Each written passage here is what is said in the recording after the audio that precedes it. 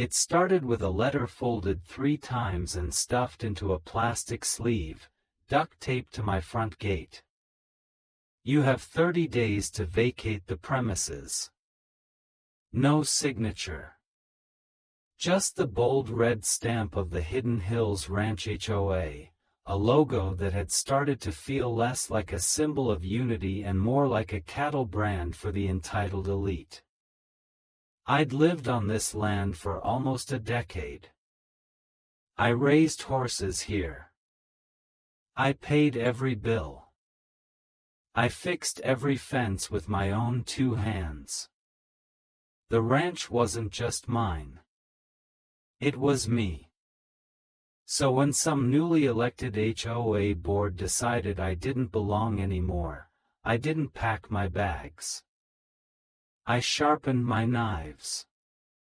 The backstory's simple. Hidden Hills Ranch used to be wild, rugged land until the city tried to civilize it. As new residents poured in with their granite countertops and leased Teslas, the HOA began tightening its grip. Fines for uncut grass. Penalties for unregistered pets.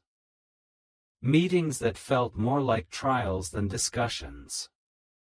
Still, I played along. Paid my dues. Nodded politely. Until the new HOA president, Bryce Lonigan, came along. Late 40s. Crooked smile. Wore sunglasses indoors. You know the type.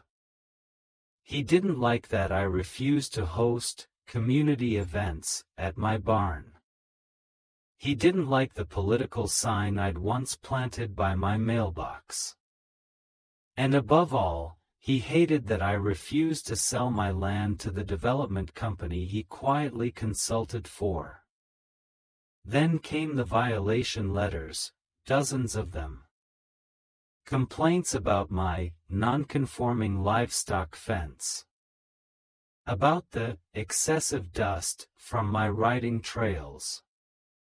One even claimed my wind chimes violated quiet hours. Wind chimes. But the eviction notice? That was war. I consulted a lawyer. As it turns out, their so-called grounds for removal were built on expired bylaws and outright lies.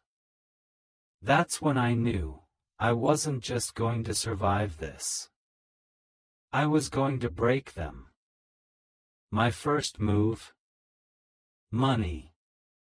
You see, I owned a slice of commercial land right outside the community gates, originally zoned for agriculture. But with one call and a permit flip, I converted it into overflow parking, then put up a sign, private lot, $300 per mo, HOA members only. Bryce lost it. He called, he emailed, he even came pounding at my gate. Take the sign down, he barked. This is extortion. No, I said with a smile. It's supply and demand. The HOA's own covenants prohibited street parking overnight. Which meant, suddenly, my little dirt lot became the most valuable real estate on the block.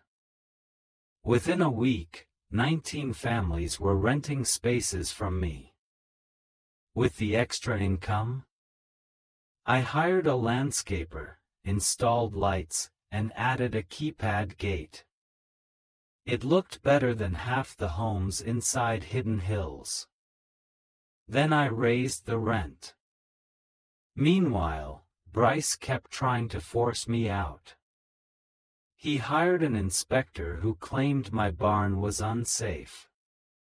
I had it professionally evaluated, and countered with a lawsuit for harassment.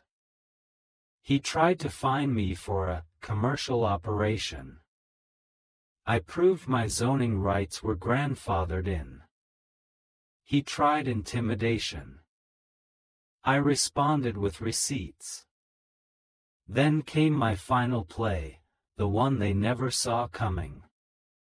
For years, the HOA had paid me a small annual fee to access the communal well system that ran through my land.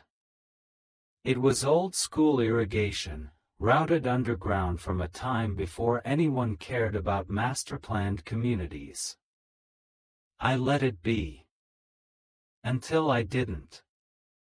One crisp fall morning, I sent a letter of my own.